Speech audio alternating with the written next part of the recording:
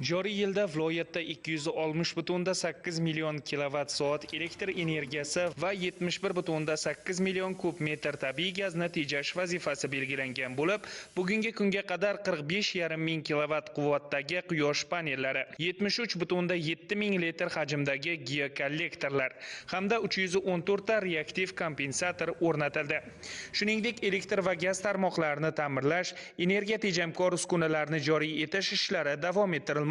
Bundan tashqari, Texnika instituti professor o'qituvchilari va olimlari tomonidan viloyatda elektr energiyasi hamda tabiiy gaz yo'qotishlarini kamaytirish va ularning oldini olish bo'yicha o'rganish ishlari olib borilmoqda. Shuningdek, aholi o'rtasida quyosh panellarini o'rnatish, energiya tejamkor gaz yondirgichlardan foydalanishning afzalliklari haqida targ'ibot tashviqot ishlari tashkil etilyapti. Vazirlar Mahkamasining 2026-yil 14-maydagi 2026-yilda iqtisod tarmoqlarda energiya samaradorligini oshirish hamda tarmoq korxonalarida energiyadan oqilona foydalanish tashkil qilish orqali elektr energiyasi va tabiiy gazni tejashni ta'minlash to'g'risidagi 242-sonli qarorga ko'ra 2026-yilda viloyat uchun 260,8 million kilovatt soat elektr energiyasi va 71,8 million kub gazni iqtisod qilish rejasi belgilangan.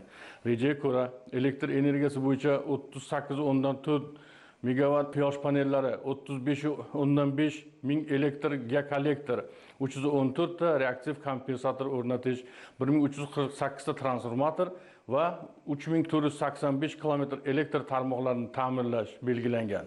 Tabiiy gaz bo'yicha esa 29 ming ta nostandart garelkalarni zamonaviysiga almashtirish, 13 ming ta xonadonni ikki bosqichli tizimga o'tkazish, 62 kilometr quvurlarni va 697 gaz taqsimlash punktlarini ta'mirlash belgilangan. Bugungi kunda viloyatdagi ijtimoiy soha obyektlari, tadbirkorlik subyektlari hamda aholi xonadonlariga 45,5 ming kilovatt, 73,7 ming litr geokollektor, 314 ta reaktiv kompensator o'rnatildi.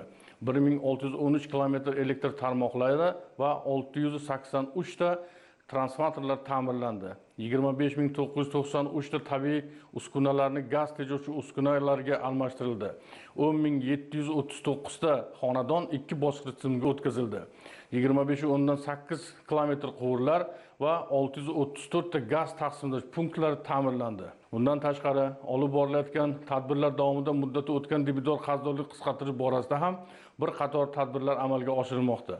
Bu yil boshiga nisbatan bugungi kunda elektr energiyasidan 35,5 milliard, tabiiy gazdan esa 14,6 milliard so'mlik debitor qarzdorlarning kamayishiga erishildi. Bugungi kunda viloyat bo'yicha barcha tumanlarda shtablar tashkil qilingan, shtablarda MIB, departament va boshqa mutasaddi tashkilotlar biriktirilib, har kunlik reyd tadbirlari va nazorat tadbirlari amalga oshirilmoqda.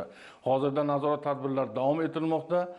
Shuningdek, viloyat prokuraturasi tomonidan amalga oshirilgan ishlar natijasida 103,1 million kilovatt soat elektr energiyasi va 39,3 million kub metr tabiiy gaz iqtisod qilinishiga erishildi.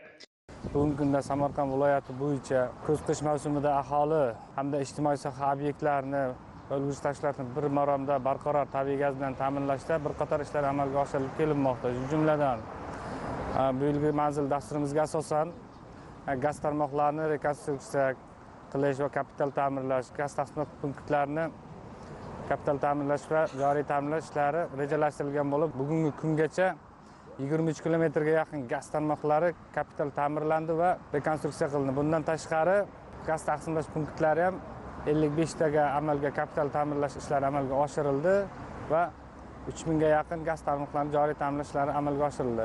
Samarqand davlat texnika universiteti professorlari bilan hamkorlikda joylarda ishlar amalga oshiriladi. Buning negizida tabiiy gazni yo'qotishlarni oldini olish bo'yicha bir qator tahliliy ishlar amalga oshirilmoqda. Shu bilan birga viloyat prokuratura xodimlari bilan ish guruhlari jalb qilinib, gaz ta'minotidagi yo'qotishlarni oldini olish bo'yicha, iqtisod qilish bo'yicha ishlar amalga oshirilib kelinmoqda.